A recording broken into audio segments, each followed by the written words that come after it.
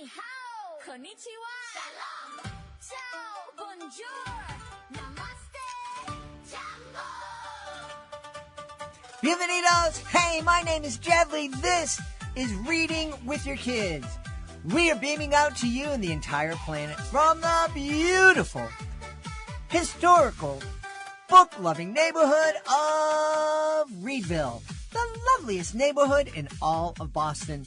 You know, I really believe magic happens when we share stories together. When a kid sits down with a parent, grandparent, or teacher, and they open up a book together, hearts connect, imaginations grow, and love shines brighter.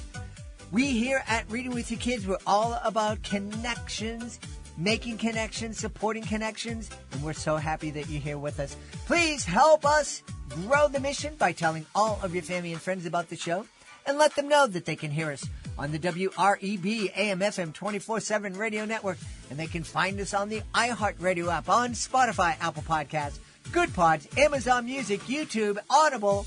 Wherever you find your favorite shows, you can find Reading with Your Kids.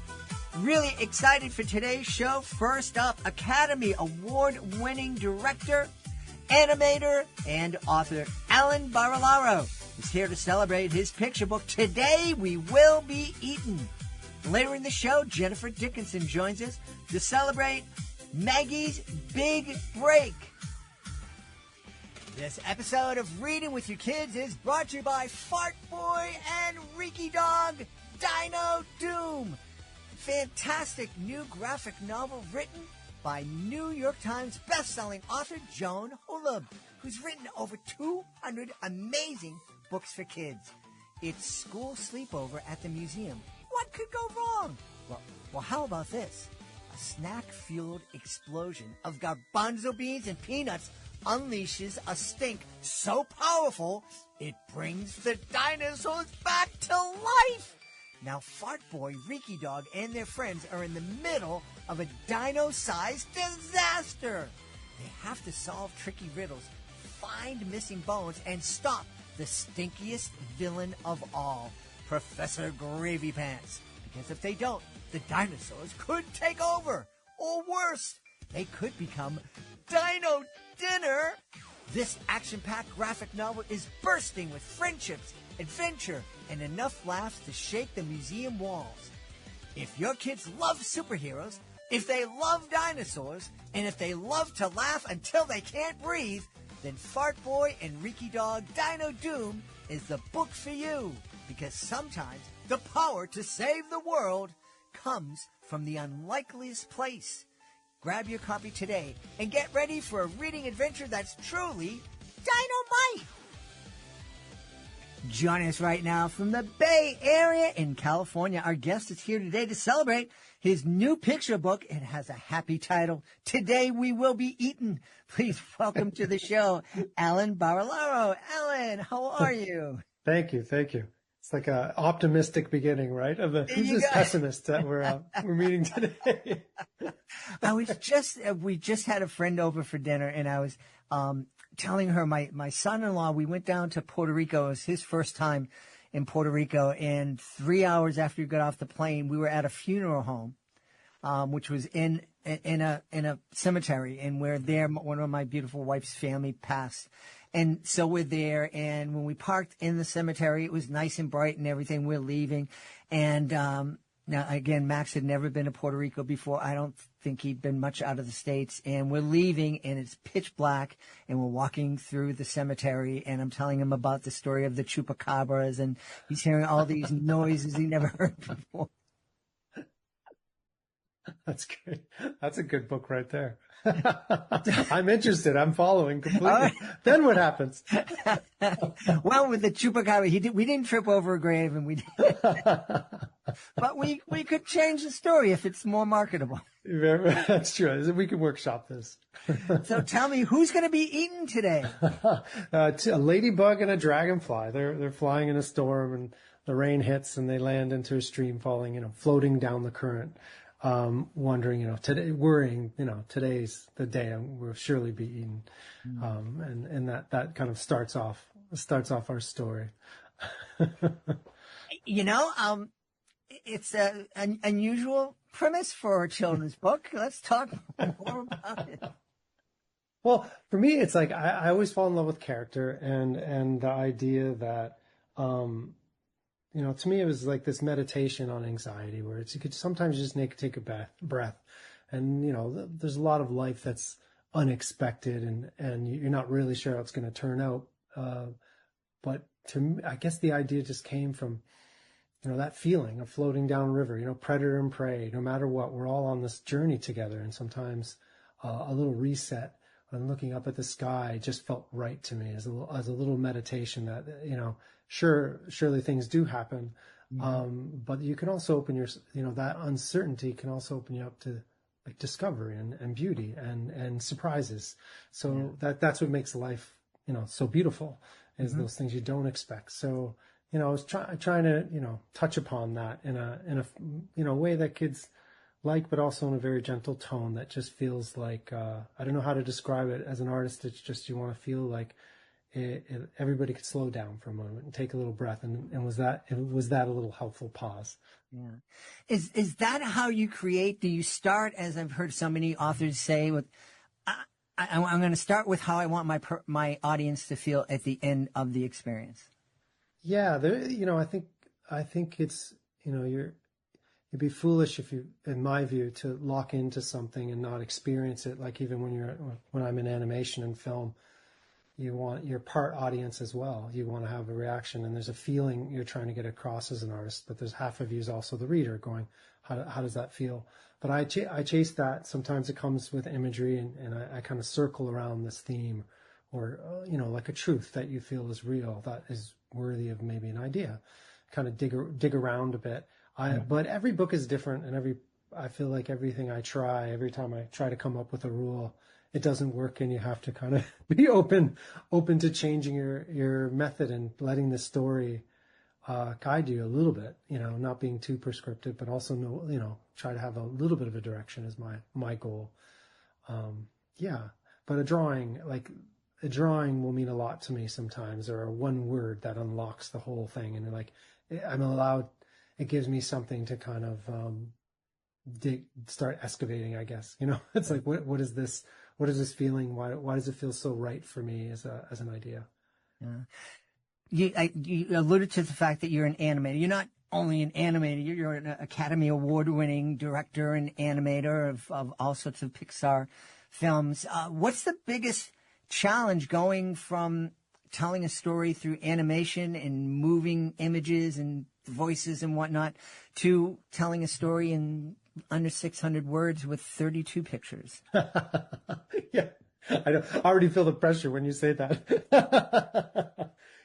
It's hard, especially doing a short film. Piper, like, I really love the short forms, and to really be concise and get everything down and boiled down is hard to do. The more time you have, I feel like the more time I'll try to tighten my stories, not the opposite way. I think the hardest challenge is, there's pros and cons of both mediums, but, animation is a collaboration with many artists, a group project that's really fun. And you take energy from that group thinking, and you have a lot to rely on. Where writing and illustrating your own book, it's a more personal type project. And that, to me, honestly, it's more vulnerable to me. You have to be more, it's more of you, less to hide behind. As an animator, you could hide and be like, well, that's not me. That's Sully, this blue monster. That's not, you always had that little screen of being nervous. A lot of animators want to be on stage, but don't have the confidence or the stage, they don't want to be on stage, but they want to play with that performance. So that you can kind of hide behind all that. Yeah.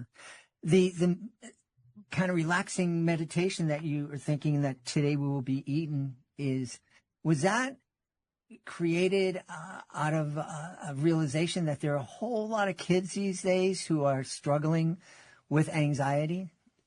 Yeah. I think I see it. I always try to see it in myself as well. There's a truth, like, like, why am I getting so worked up about something that's not, in the end, might not, be a big deal, and how do I react to those things?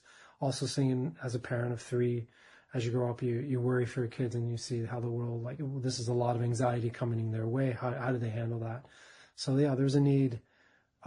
So you kind of take on all those things. I keep a note, like a notebook full of like ideas that could potentially be stories, and they might sit there for years. In the case of this one, maybe 10 years, and then suddenly a couple things click, and you go, "Well, that feels like the right balance of what I was really trying to say," or maybe that would be right for this moment, and that kind of sets me off on more of a, a traditional like, okay, now we'll begin. But it did come from that for sure.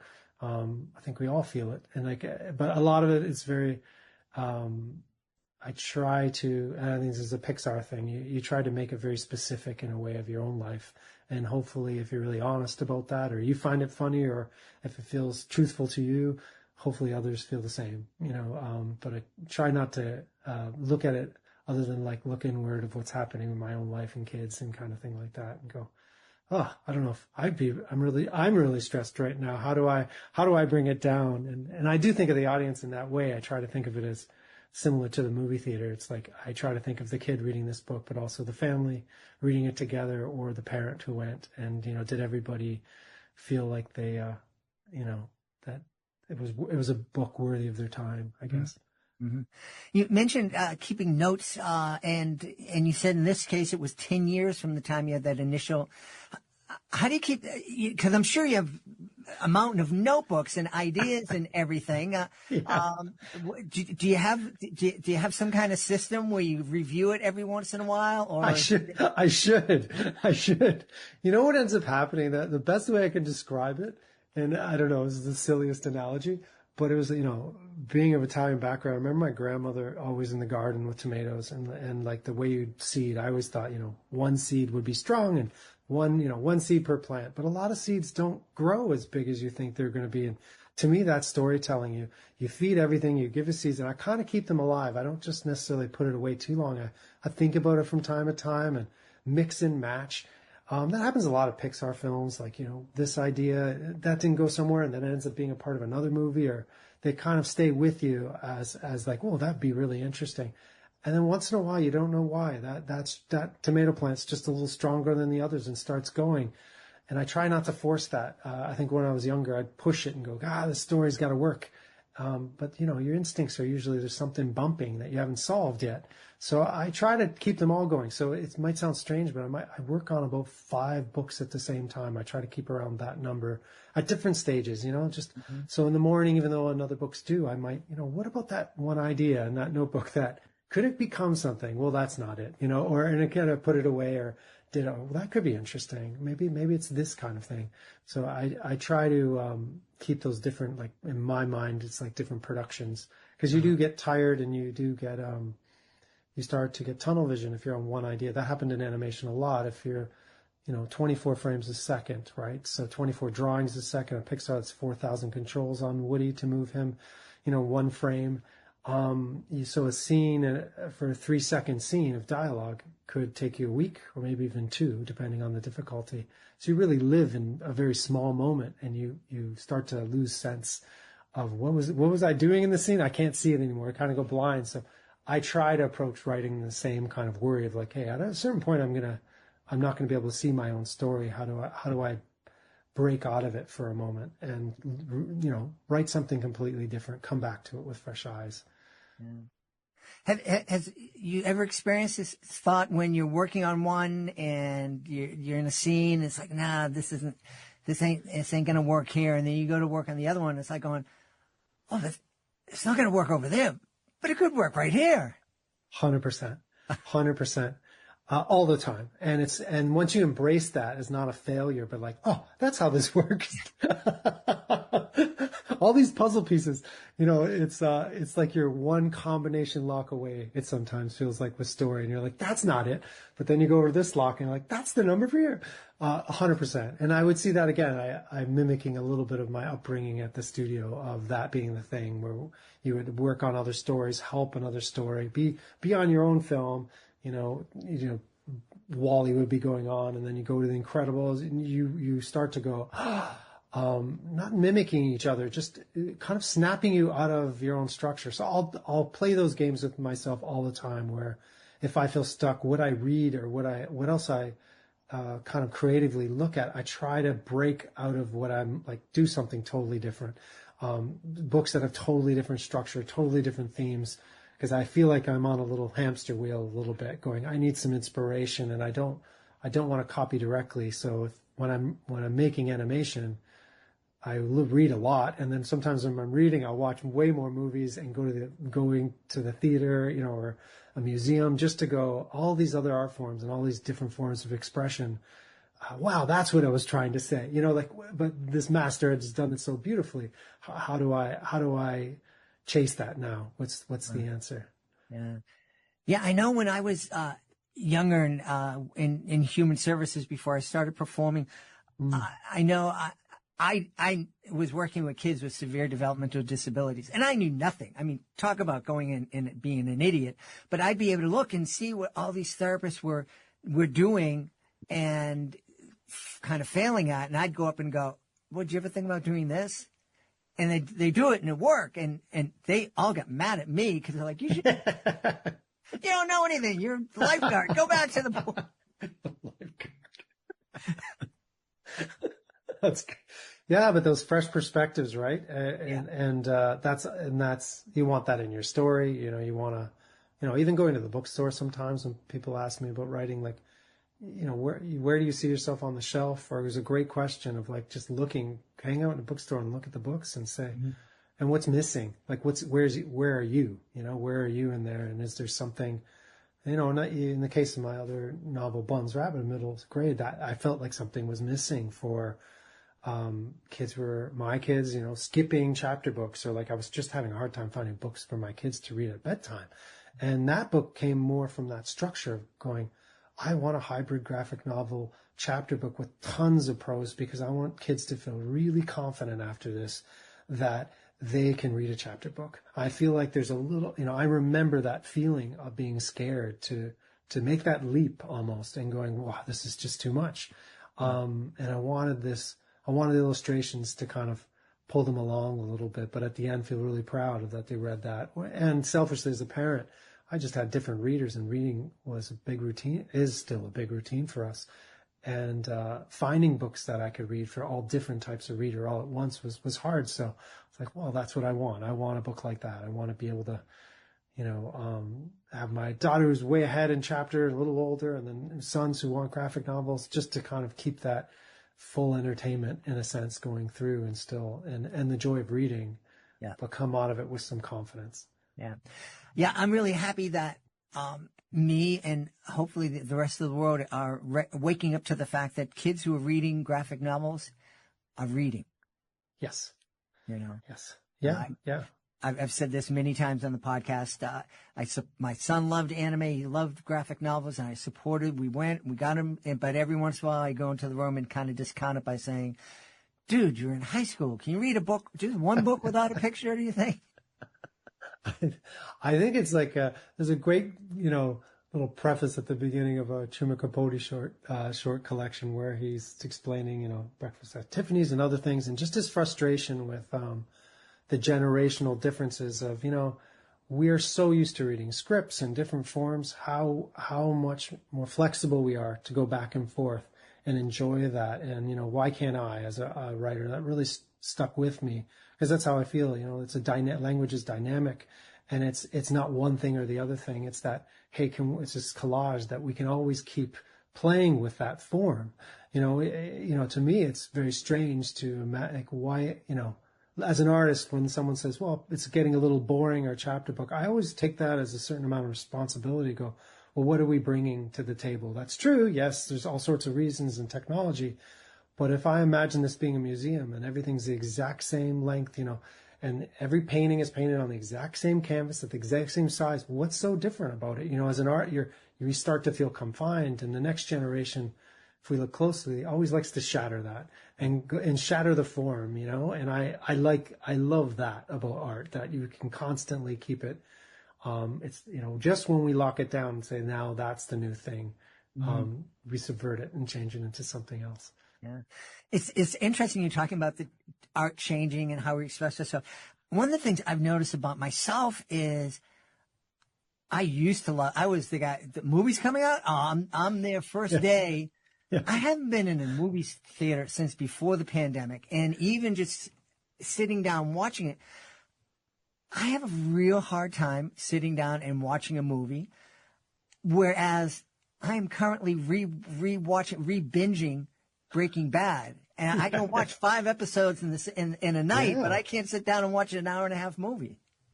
Well, again, I think that's really fun to look at and really interesting to me, that when we come together for collective art forms, why is it speaking to the moment and of our times in a way that really is meaningful? Are we getting value? There's so many different lenses to look at it.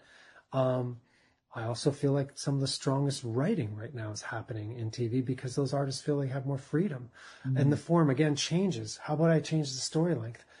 And, sometimes I feel like films these days, they're getting way too long for what they're presenting and the intention and that kind of conversation with the audience. Is it self-indulgent, or is the story figured out enough to be worthy of all our time and money for that value? And then I see a lot of at least my favorite writers in TV and film gravitating towards streaming and writing some of these bigger series. And then, to me, there's no wonder that the quality's there. Mm-hmm. So I'm kind of, there's another layer. There's so many layers to it that I find really fascinating, asking myself, and what makes it a big event again. Like in movies when I was younger, it was such a big event. And can they be big events still? I think they can, but again, it gets just, if we all feel the kind of, the gimmick of it start, when it starts to become a trope and it's just like, okay, this is now getting old, and, that art form starts to fade until someone reinvents it. Yeah. Getting back to Today We Will Be Eaten. I'm thinking this is a book. I have 2 kids. They're both adults right now. I don't know. I think my son, if we were all together, he'd like it. It sounds like a nice, quiet, kind of thoughtful. I know my daughter would be into it, and she'd be like the one, like, let's read that book again. What do you kind of conversation you think I could have had with my then 5-year-old daughter as we're reading Today We Will Be Eaten? Yeah. I feel like you let the story take you. I love when the story speaks for itself and it pulls you down a stream. I've always had it, metaphorically, that's kind of what I'm saying, in this kind of a pleasant ending. And I'd be interested to hear your daughter's reaction in that moment, what worked and what didn't. But I always see it as like, I don't know about you, but what you pull off the shelf as a parent in certain moments is not the same every night. And there's some nights where it's not appropriate to have that kind of quiet. It's like, let's tell a joke before we go to bed. But I do appreciate the books once in a while. It's like, that was a hard day. That's the book I'd want to pull out on maybe not the easiest day for her. Something she was worried about the day before. Like, hey, I'm worried about a presentation tomorrow.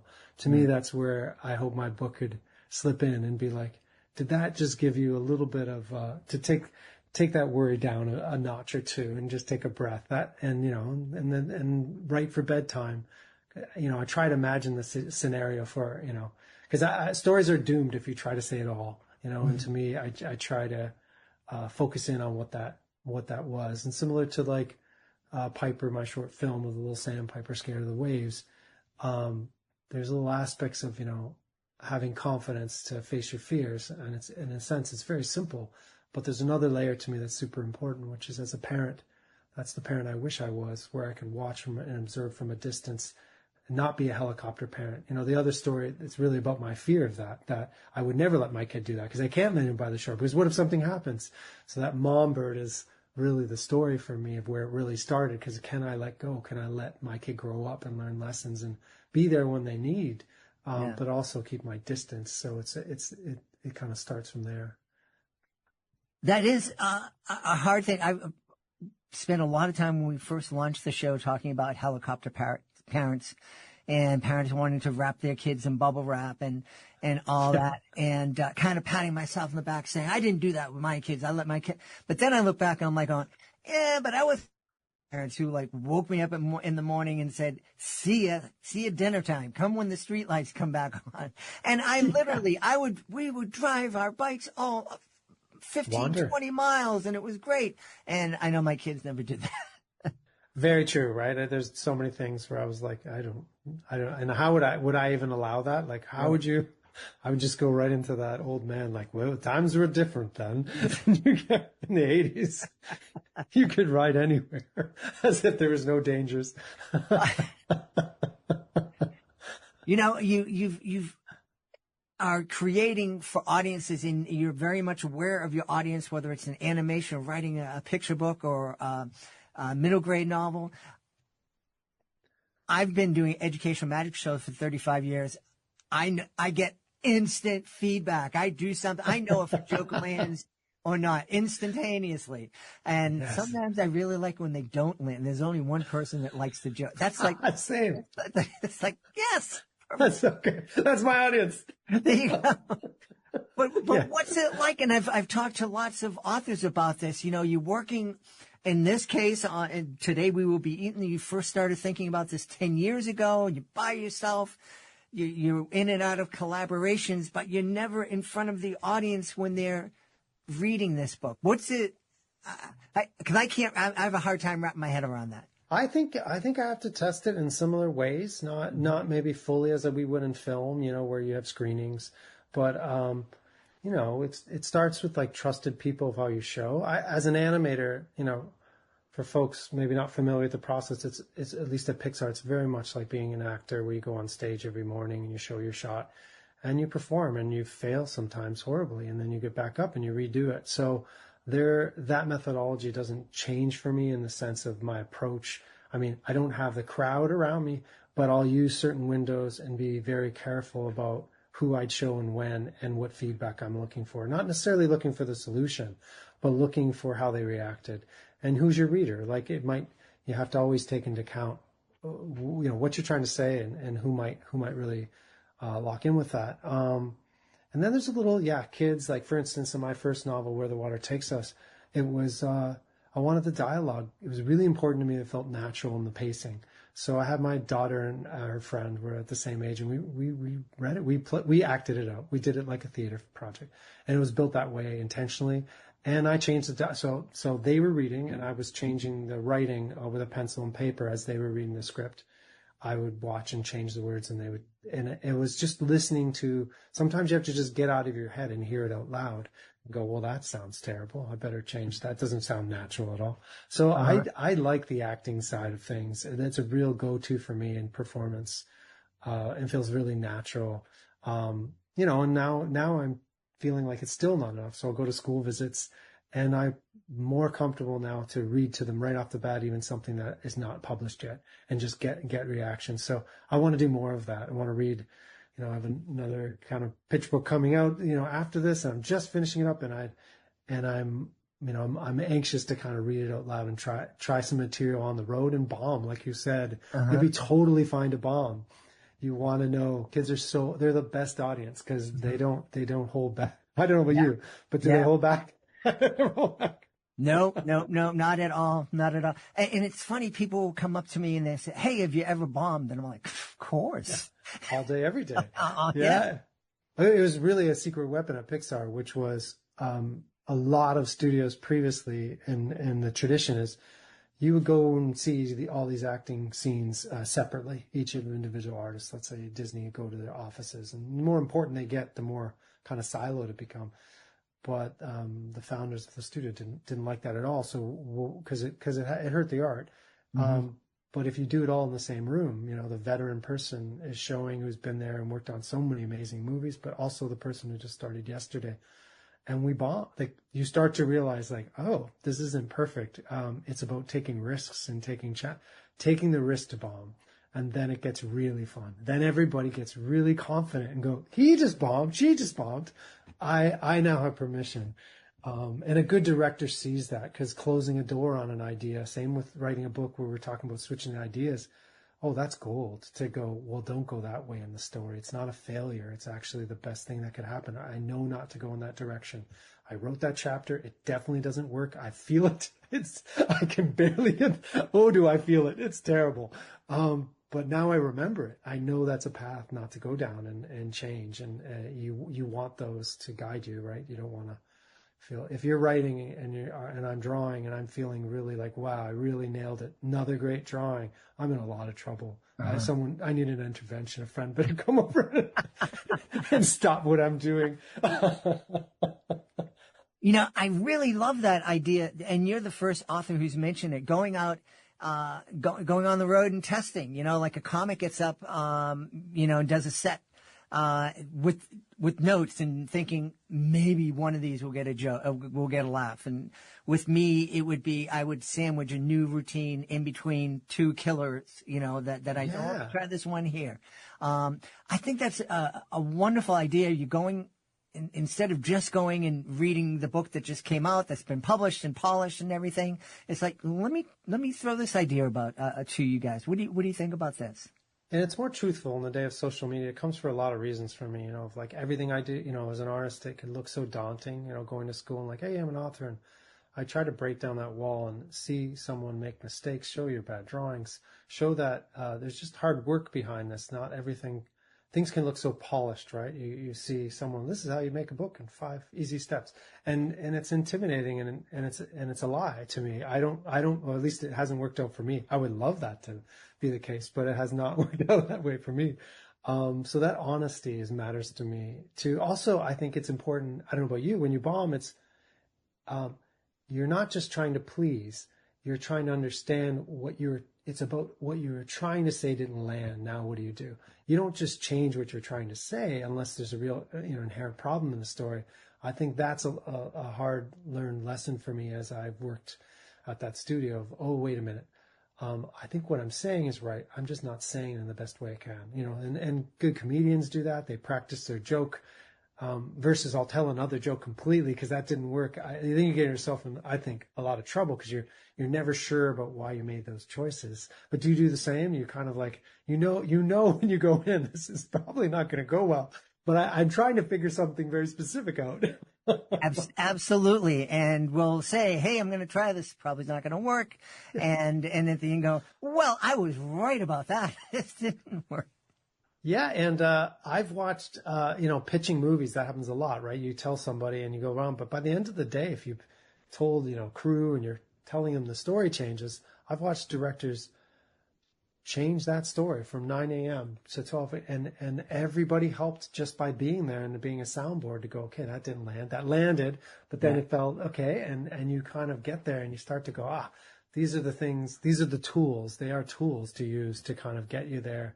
And you know, obviously that helps. Having distance from it is a big thing to me. Stepping away, working on something else and coming back to your work is always fun. Yeah. And I love that you're emphasizing and just reminding us that there's, on the way to every success, there's all these failures. And they're not really failures, they're just learning experiences.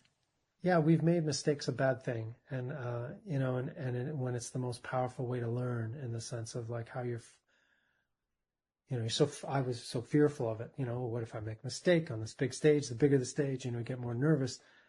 Versus, you know, putting all that in perspective and knowing that that's how you learn and how, you know, you're thinking ahead of time. Art has taught me that, you know, if you're looking for your art to be put on the fridge and just say it's good, well, then I don't know what the conversation is that you're having with the reader, you know, or the person looking at that artwork.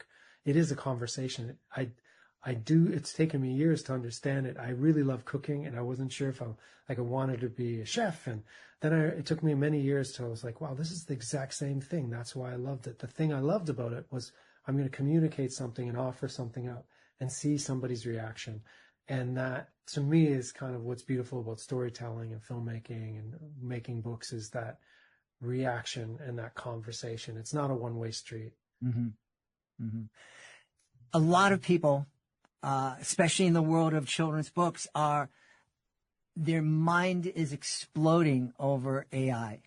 And you're somebody who's used technology and animation for a while, and I imagine when CGI first came out, there were people, you know, complaining about that. And where do you stand on that? And it's here, it ain't going away. It's never going to be worse than it is today. So how does the children's book creator kind of learn how to live with that? Yeah, I think we've got to give. There's so many layers to it. That's what makes this technology such problematic in many ways, right? Because there's levels of ethics and that gets all bundled up into one word. And the moment we start deconstructing that and giving it new words, it's like the one word that can't describe it. Because there's certain actions right off the bat, everyday life, that it's really valuable for. And then there's others that's like, well, that's just hiding, stealing artwork and troving, and that their value is not there. And there's legislation that would have to come that would make that easier for us to have these conversations and say, okay, well, so we're in the messiest era of it to talk about, because it gets so sensitive for so many important reasons. As an artist, you're always evolving in tools, the way you get photography, it's always how we use it. A lot of the times, but it is new, and it's just not it hasn't developed as fast as artistically, like to use it as a tool, the way I would use a pencil, enough yet. Mm-hmm. We're in that early era, where it's like, hey, we can render a sphere in CG, but we're not telling stories and we're not using it. I'm not saying it won't get there, but we're ways away. So I always try to keep my eye on, how can I use this? What can I benefit the technology for art form? I'm not trying to answer the question of could this replace me? Could this be cheaper? And that to me is like, it's this wasted energy for me. Mm-hmm. But I do always love, and I learned from technology, that the thing I thought I was going to use it for, I end up using it for something else, and it becomes this interesting type of story telling. There is value in it for sure, but the way I think it's been, I could get into the weeds. There's certain things I want to do with computer animation that it would work for that type of machine learning, but I guess I'm old school in the sense of the inherent problem that will come soon enough, which is, the greatest programming really is poetry to me. And you could say you write these words, but the simpler, the better, and the more efficient. And, I don't want to burn down a rainforest to ask if my pizza place is open. Like, that type of engineering is almost, it's too much. And I think we'll learn to balance that out, that we'll say, some things, sciences of certain things of, real major problems need this type of thinking.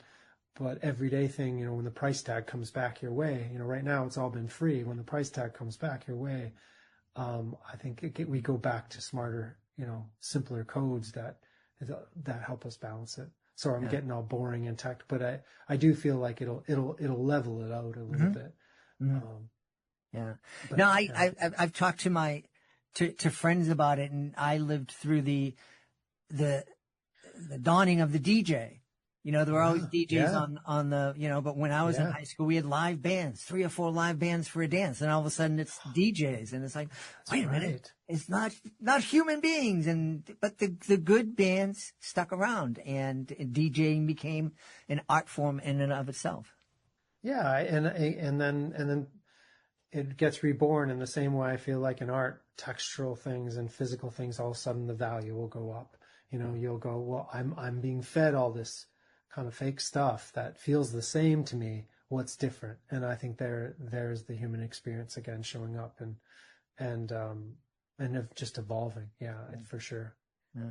So what's next for you? What are you working on that we should be on the lookout for? Oh, thanks. So after Today We'll Eat, it's actually a really exciting year because Bun's Rabbit 2, my next middle grade, in the series Bun's Rabbit, is coming out, and I'm really excited about that. That hybrid, that's been 10 years. So it's actually this week, I think, is the 10th anniversary of Piper, my short film. So that kind of started my journey in hopping into books. So it's a fun year to have 2 books out, and then another picture book next year come this time of year. But I'm not sure, and I have to go back to the tomato plant garden for that and see what's growing, see how things are looking. If we have a nice hot summer, maybe we'll be doing well. Well, you have an open invitation to come back and celebrate whenever you want. Thank you so much. It's been a real pleasure talking to you. Yeah. Hey, let's tell everybody where they can go to find out more about Today We Will Be Eating and find out more about all the great things coming from your imagination. Oh, thank you. If you go to my website, I try to have a nice collection for teachers, examples, some animation in there, book trailers, but it'll be alanbarillaro.com. We've had a great time speaking to the author of Today We Will Be Eating. It's the new picture book from our guest, Alan Barillaro. Hey, Alan, thanks so much for being on Reading with Your Kids. Thanks for having me. Hey, this is a message for all the authors that are listening. You know, you worked hard on your book. You spent months, maybe years, writing, revising, dreaming, and believing. You created characters, solved problems, overcame doubts, and brought a story into the world that only you could tell. Now it's time to help readers discover it. The Reading with Your Kids Certified Great Read program was created to celebrate outstanding children's books and to help authors reach more families. When a book earns our seal of approval, we don't stop with an award certificate. We review the book, feature it on the podcast, share it across social media, and help introduce it to parents, teachers, librarians, and caregivers who are looking for great books to share with kids. Because your story matters. And the families who need your story deserve a chance to find it. Please visit readingwithyourkids.com and click the Authors Click Here button at the top of the page to learn more. That's readingwithyourkids.com. Let your book find the readers it was written for. Join us right now from the City of Angels in California. Our guest is here today to celebrate her new middle grade novel. It's called Maggie's Big Break. Please welcome to the show, Jennifer Dickinson. Jennifer, how are you? I am so good, and I'm so happy to be here. Thank you so much for having me on your show. I really appreciate it. I'm delighted to have you on the show, and I think I'm going to be mad because somebody is making fun of Maggie because of her stutter, and I don't like that. I stuttered when I was a kid, so I want to stick up for Maggie. Good. We all should stick up for her. I love that attitude. Yeah. So let's talk a little bit more about Maggie, who she is, and who is bullying her. Well, so Maggie is an 11-year-old girl who is starting middle school at a new middle school in LA, and Valentine is there, and she is she's kind of portrayed as a seasoned actress, even though she's only been in a commercial and a movie. But to children, that is, seasoned. And Valentine I think that the character of Valentine grows up in a home where perfection is put on a pedestal. So she wants to be a perfect actress, and she wants to be in the play. Well, Maggie wants to be in the play too. Maggie has a stutter, and Valentine begins to bully her because of that. How dare she? How dare she? How dare she? I'm curious, what inspired this story? Was there a Maggie in your life? Were you Maggie at one time? Or did you have a Valentine? Yes. Yes. So I wanted to write. I grew up with a stutter, and I wanted to be an actor. And I grew up in a home, I had very supportive parents who always told me I could do anything and be whoever I wanted. And they always encouraged that. But when I got to middle school, very early on, my best friend dumped me. And I went to a very elite private school, and I felt sort of like an outcast at that school. And there was a premium placed on perfection at that school. And I got a wonderful education there. But that was a problem. And I got bullied. And I found a home because of my stutter. And I soon found a home and friends in the theater department. So I wanted to write a story about that experience. Yeah. Yeah, theater, it seems to be a place where a lot of kids who don't fit in find a place to fit in. Yes. Yeah. Why do you think that is? I see it in theater. I see it in the cosplay communities, which is kind of like theater without schools. What is it about acting that makes people or allows people to be more open to people who are different? I think I'll say what one of my favorite parts of acting is, although I haven't acted in a while, is embracing emotion with abandon. And I think that when you are getting into character, you're encouraged to take risks, to really portray that character authentically.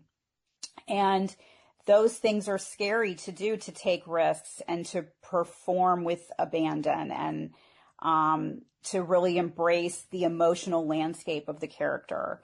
And you have to do improv to really get into character and do silly things and shout and run around and pretend to hold an energy ball that you throw, and you loosen up and it's fun. So you're having fun. So it's a combination, I think, of, having fun with feelings. And I, especially at that high school that I went to, the middle school and high school, there was such an importance placed on perfection and such an importance placed on getting perfect grades. But in the theater department, that was off the table. We were there to let our hair down and to be silly and to do what we needed to do to get into the emotions, if that meant cry, if that meant scream, if that meant whatever. And I think especially when you're hormonal, when you're like 12 and 13 and all the hormones are like flying around, if you can go be silly on stage with some kids, that's a really healthy form of expression, you know? Yeah, yeah. It seems as though you've overcome your stutter. So my stutter is present more when I do readings. So if I were going to do a reading of the book, I might stutter because I would be nervous. So my stutter appears when I'm scared or when I'm in a situation or circumstance where I feel like I don't have any control. That's where it tends to come these days. If I drink too much wine at a dinner party sometimes. But it really, for me, my stutter, and this is different. Everyone's relationship to his or her stutter is going to be different. But for me, mine is connected to my feelings. So sometimes if my husband and I are arguing and I'm feeling like, sometimes I feel like my thoughts are going faster than my mouth can catch up with. And so I, I stutter and as I'm trying to argue with him. So I would say, it's in times like that. Sometimes I'm in regular therapy. So in talk therapy. So when we talk about stuff from childhood, sometimes when I was writing the book and I was writing some of these scenes where Maggie is bullied and, I would get notes back. This needs to be a more emotional scene. I would sit down and as a writer, you close your eyes, you imagine, how it feels to have these things happen. And then I would find when I got up from the desk and went back and made a phone call or went to the post office and, said, I want to send something priority mail, I couldn't say it. So, that's sort of where we are with it now. Yeah. I had that same, one of the same things when I was a kid, with the words running out of your head before you get a chance to say them kind of thing. But I was very blessed to have an amazing speech therapist, who had a stutter way worse than anything I had, but, mine was caught very early on. And, but I was bullied, not in middle school, not in high school, but I was bullied by my kids. So I would come home now when I'd do one of my shows like down in Philadelphia and I'd drive back home and it'd be 7:00 at night and the kids were like, oh, Pop, it's time to read a story. And I'm like, okay, pick a book. And they would always pick Fox in Socks. And my stutter comes out now when when I'm tired and when I have a lot of words that begin with F or S. And I thought at first it was just a coincidence, but now as I look back, I think my kids were purposely doing that so that they would hear me stutter. And that's terrible what happened. Oh, goodness. Well, what are you going to do? What do you got? We survived. We survived. Yes. So, was this, you were mentioning that as you were writing this and you were getting notes, it had to be more emotional. Was this a difficult story for you to write because it had so many personal connections for you? I wouldn't say it was difficult. In terms of, I would say that it was a master class for me in plot, because I am a seasoned short story writer. I've published many short stories, and so I'm very good at bite-size plots. Mm-hmm. But what Maggie taught me, what writing this book over and over and over, was how to put out story problem fires. So it was more of a challenge than I would say difficult. Like, the emotions of it in the early drafts were hard. As you go through revision, you get more clinical because you're reading with a clinical eye. You're trying to make sure that you're communicating everything clearly. But I would say those first few drafts of a really emotional scene were made me sad, to recount. I mean, I'm also a journal writer. I've kept a journal since I was about 6 years old. Mm-hmm. So it helped me to go back and read some of those entries from that time about what I was experiencing, to channel that age, and to get into the voice of it. So, yeah. I imagine that might have been very difficult to kind of go back and relive some of those real difficult emotions. Yeah, it is. I mean, but I think, I would have loved to have picked up Maggie's Big Break when I was 10, 11, 12. Like, sure. I would have. So what kept me going, there's a line in the book, connect with the little girl you. And that is something that I did repeatedly. I connected with the little girl, Jennifer, who didn't have a protagonist like Maggie in the 80s mm-hmm. to read about, and so that kept me when things were, made me sad or were hard to write about. I would remember that. Yeah. Tell me, when you're out, I imagine that you've had a chance to share the book at different book events and whatnot. What kind of message are you sharing with kids about the book and speech difficulties and bullying and whatnot? I am a writing teacher and a book coach, and one of the most powerful things is to sit in a circle of people and tell your story and have someone across from you say, that happened to me too. So I share stories about my life. I was on a panel this weekend and I shared a story about something that had happened to me, and afterwards the parents came up to me and said, oh, wow, it meant so much to our daughter that you shared that. It was about being bullied and losing my friend in, middle school that she really connected with. So I am also going to run a summer camp based on the book in LA in August. And the women that I've hired to be counselors are all really empathetic people who've experienced a lot and want to share. They're all very wise women, I would say. And so we want to share the wisdom that we have.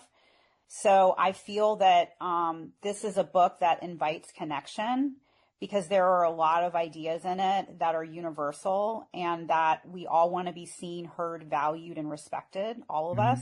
Mm-hmm. And I feel that those are messages baked into the fabric of the story. Yeah, yeah. What kind of conversations do you think families can have? Because I know this is a middle grade novel, and we assume that kids in middle grade are reading independently. But we like to encourage families to continue to read and co-read with their kids as they get older. What kind of conversations do you think families can have as they're co-reading Maggie's Big Break? I would like to imagine families talking about taking risks together, doing things that we're scared of in life. That doesn't mean necessarily like jumping off a bridge or doing something dangerous, but it means if you want to audition for a play but you have a stutter you might be encouraged by her story and you try, or you always wanted to try painting, but maybe your sister's an incredible painter and so you're afraid, but then you have a conversation where you confess you want to be a painter too. I don't know. But the idea being that, I think so often we get scared and we don't try new things. Mm-hmm. And so I think, I would love for this book to be inspirational and encouraging, to take risks and to be honest. You know, there's a scene toward the end where Maggie, she has a really close relationship with her mom. And she's been kind of hiding what's going on at school from her mom because her mom is a workaholic. And mm-hmm. so she eventually tells her, she's been trying to handle this on her own but she tells mom what's going on. And so I would hope that a scene like that might invite a parent to say, is there something going on for you that maybe you haven't shared with me that you'd like to? Because I think sometimes kids don't want to burden their parents with their problems and stuff. Mm-hmm. And I think that was one of the issues that Maggie was facing. Mm-hmm. So, things like that. Yeah. Yeah. Yeah. Well, we should tell everybody where they can go to find out more about Maggie's Big Break and find out more about Jennifer Dickinson. Yes. So I have a website, jenniferdickinsonwrites.com, and it's got all the information about my coaching, my retreats, you can read my work, you can find links to order the book. And I'm going to go on a book tour in the fall in the Northeast. I'm working on that now. I'm doing stuff in LA in the fall. I'm teaching this summer camp, which we're just about to announce next week. Mm-hmm. So, yeah. Great. We've had a great time speaking to the author of Maggie's Big Break. It is a new middle grade novel from our guest, Jennifer Dickinson. Jennifer, thanks so much for being on Reading with Your Kids. I have had a lovely experience. Thank you for your thoughtful questions. Hey, we hope you've enjoyed this episode of Reading with Your Kids and will join us for the next exciting episode of the show. If this episode made you smile and gave you something to think about, please consider sharing a link to the show with someone you love. Leave a 5-star review and, of course, subscribe to the show wherever you find your favorite shows. Want to thank the folks who made today's show so wonderful, starting with our guest, Alan Barillaro. Please be sure to check out Today We Will Be Eaten. Also want to thank Jennifer Dickinson. Please be sure to check out her middle grade novel, Maggie's Big Break. I want to thank my team, Ella Badier, Daylene Rose, Advina Lopez, Chris Doherty. I want to thank my beautiful wife for all the support and love she gives me. Most of all, we all want to thank you. Thank you so much for taking the time to join us today. And, as always, thank you so very much for taking the time to make the world a better place. And you do that every single time you read with your kids. I'll be looking for you in the next episode of Reading with Your Kids.